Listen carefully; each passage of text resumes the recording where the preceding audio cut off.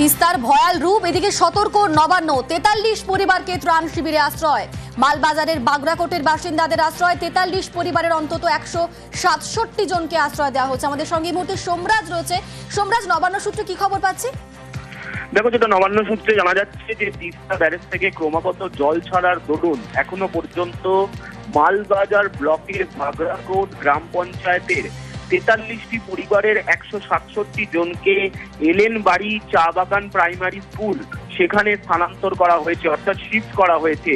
তার কারণ যেটা দেখা যাচ্ছে বা যেটা সূত্র মারফত জানা যাচ্ছে, তিস্তা ব্যারেজ থেকে আজ সকাল 6টার পর থেকে জল ছাড়ার দরুন মূলত তিস্তার পারে যে টোটোগাঁও গ্রাম আছে, অর্থাৎ তিস্তার যে নিচু এলাকা রয়েছে সেখানে টোটোগাঁও গ্রাম আছে, সেই গ্রামের 43টি পরিবারের 167 জন বাসিন্দাকে ইতিমধ্যেই ফ্লাড শেল্টারে নিয়ে যাওয়া হয়েছে। পাশাপাশি নবান্নের তরফে আশঙ্কা করা হচ্ছে যে জলপাইগুড়ি সদর এবং ময়নাগুড়ি ব্লকের নিচু এলাকা প্লাবিত হতে পারে। পাশাপাশি মেখলিগঞ্জ এবং কোচবিহারের হলদিবাড়ি সেই এলাকারও, অর্থাৎ এই ব্লকগুলিরও নিচু এলাকা প্লাবিত হতে পারে এবং নবান্নের তরফে ইতিমধ্যে উত্তরবঙ্গের জেলাগুলিকে বিশেষভাবে সতর্ক করা হয়েছে তিস্তা ব্যারেজ থেকে লাগাতার জল ছাড়ার দরুন।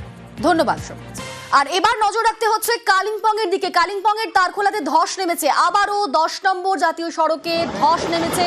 চিত্রে থেকে রংপো যাওয়ার রাস্তা একেবারে বন্ধ। আমাদের সঙ্গে এই মুহূর্তে সরাসরি রয়েছেন প্রতিনিধি পার্থর সঙ্গে কথা বলবো। পার্থ, আবারও জাতীয় সড়কে ধস নেমেছে, কখন ধস নেমেছে এবং এখন কি অবস্থা, সেখানে যাতায়াত কিভাবে চলছে, সব মিলিয়ে কি পরিস্থিতি? দেখো, একই তো বাংলা সিকিম লাইফলাইন কিন্তু সকাল থেকে বন্ধ রয়েছে, কেননা তিস্তার জলস্ফীতি বাড়ায় কিন্তু বাংলা সিকিম লাইফলাইন বন্ধ রাখা হয়েছে। এবং তারপরে নতুন করে বিপদ হয়েছে তারখোলায়, একেবারে তিস্তা বাজার, তারপরে চিত্রে এবং রংপো, অর্থাৎ বাংলা সিকিম লাইফলাইন, বাংলা সিকিম যে সীমানা, সেই রংপো এবং চিত্রের মাঝেই কিন্তু তারখোলা 10 মাইল, সেখানে কিন্তু ধস নেমেছে এবং বড় সড়ো ধস নামায় কিন্তু সেই জাতীয় সড়ক আজ দিনভর খোলার সম্ভাবনা কার্যত ক্ষীণ।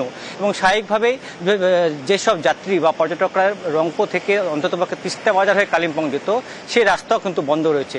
স্বাভাবিকভাবে ঘুরপথেই চলছে বাংলার সঙ্গে সিকিমের সড়ক যোগাযোগ, শিলিগুড়ির সঙ্গে কালিম্পংয়ের সড়ক যোগাযোগ ঘুরপথেই চলছে। শিলিগুড়ি থেকে সেবক থেকে লাভার হয়ে গরুবথান, লাভা, আলগাড়া 21 মাইল হয়ে কালিম্পং এবং কালিম্পং থেকে মংসং হয়ে রংপো হয়ে একেবারে চলে যাচ্ছে গ্যাংটক, অর্থাৎ অনেকটা ঘোরাপথ এবং বা প্রচুর সময় সাপেক্ষ। স্বাভাবিকভাবে যারা পর্যটক তুলনায় কম থাকলো এই সময়ে, সেই সব পর্যটকদেরও কিন্তু ভোগান্তি বাড়ছে আর নিত্যযাত্রীদের ভোগান্তি বাড়ছে। আমাদের সঙ্গে তুমি থাকো পার্থ। এবার একটু তিস্তার ছবি দেখাবো। আবারও ভয়াল তিস্তা। সিকিম ও কালিম্পং এ নাগাড়ে বৃষ্টির জের তিস্তার জল উপচে পড়েছে রাস্তায়। বাংলা সিকিম লাইফলাইনের একাংশে জলের তলায়, জাতীয় সড়কের একাংশ জলমগ্ন হয়ে রয়েছে। ঠিক কি অবস্থা, আমাদের সঙ্গে এই মুহূর্তে সরাসরি রয়েছেন প্রতিনিধি পার্থ, যারা তিস্তার পাড়ে বসবাস করছেন তাদের এই মুহূর্তে কি অবস্থা? তারা তো রীতিমতো আতঙ্কে থাকার কথা তাদের, কারণ তিস্তার জল যেভাবে বাড়ছে তাদের তো আতঙ্কটাই স্বাভাবিক। কি অবস্থা সব মিলিয়ে?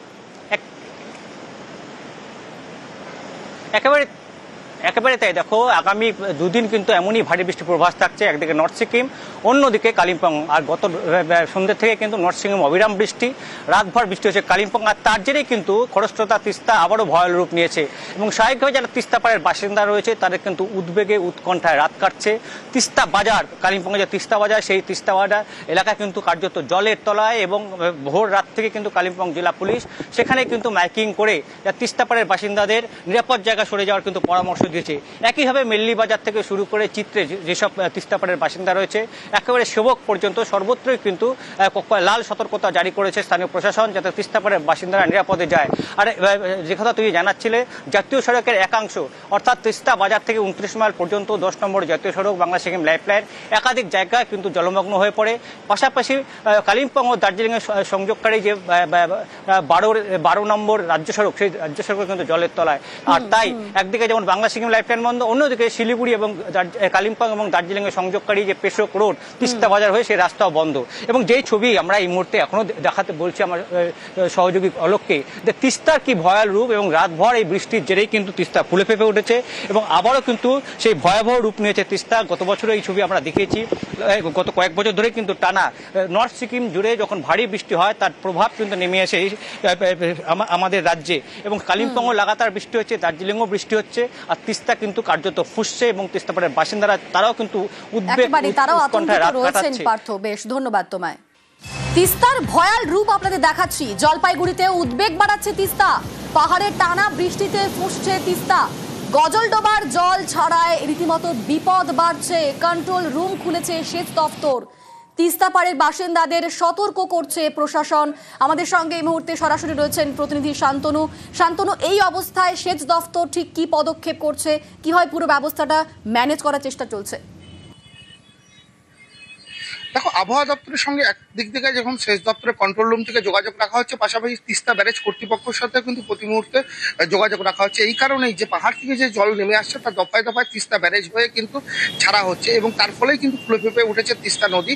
এবং নদীর যে ব্যারেজ থেকে শুরু করে বাংলাদেশ সীমান্ত পর্যন্ত সে যে 27 কিলোমিটার নদীপথ রয়েছে তার মধ্যে দমনি থেকে মেখলিগঞ্জের বাংলাদেশ সীমান্ত এলাকা পর্যন্ত কিন্তু লাল সতর্কতা জারি হয়ে গেছে।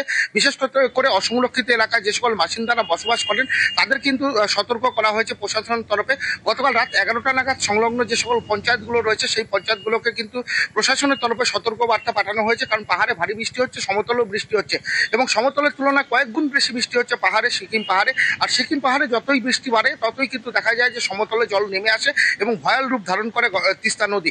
এবং সেই পরিস্থিতি কিন্তু তৈরি হয়েছে তিস্তায় দেখা যাচ্ছে দফায় দফায় জল ছাড়ছে তিস্তা যে ব্যারেজ কর্তৃপক্ষ, এবং তার কারণ হচ্ছে তিস্তায় সমস্ত জল এসে জমা হচ্ছে সিকিম থেকে এবং সেই জল কিন্তু ঘন্টায় ঘন্টায় ছাড়া হচ্ছে। আমরা যেটা 8টার সময় যেটা দেখেছি যে প্রায় 3200 কিউমেক জল ছাড়া হয়েছে, তার ফলে নদীর জলস্তর কিন্তু আরও বেড়েছে এবং নদীর জলস্তর বাড়াতে যে নিচু এলাকা যেগুলো রয়েছে নদী পারে সেই এলাকায় কিন্তু জল ঢুকতে শুরু করেছে। তার ফলে উদ্বেগ বেড়েছে এলাকার, অর্থাৎ নিচু এলাকায় যে সকল তিস্তা পাড়ে বাসিন্দা রয়েছেন তাদের মধ্যে, কারণ সময় যত বাড়াচ্ছে জলের পরিমাণ ততই বাড়ছে, ততই একেবারে ভয়াল রূপ নিচ্ছে তিস্তা। ধন্যবাদ শান্তনু।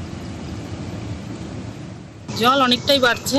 আচ্ছা কালকে তো হলুদ সতর্কতা ছিল, আজকে লাল সতর্কতা জারি করা হয়েছে। আচ্ছা রাত 11টা নাগাদ আমাদের অঞ্চল অফিস থেকে মেসেজ আসে, আমরা কর্মীরা মিলে প্রত্যেকে মিলে সবাইকে অ্যালার্ট করি এবং বর্তমানে আমরা রয়েছি যে কোনো সমস্যার জন্য, যে কোনো সমস্যা মোকাবিলার জন্য আমরা রয়েছি। জল বাড়লে তো একটা আতঙ্কের মধ্যে থাকতে হ্যাঁ অবশ্যই আতঙ্ক তো হয়ই, তবুও আমরা আছি, দেখছি কি করা যায়, প্রশাসন আছে। বানারহাটের আমবাড়ি চা বাগান বন্ধ, পুজোর আগে কাজ হারা কয়েকশো চা শ্রমিক। পেট চালাতে ভরসা রেশনের চাল ও লক্ষ্মীর ভাণ্ডারের টাকা।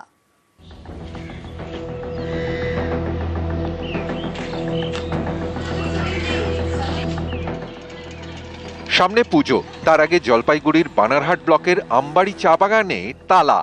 গত 8ই জুলাই থেকে বন্ধ, এতে চরম বিপাকে চা শ্রমিকরা।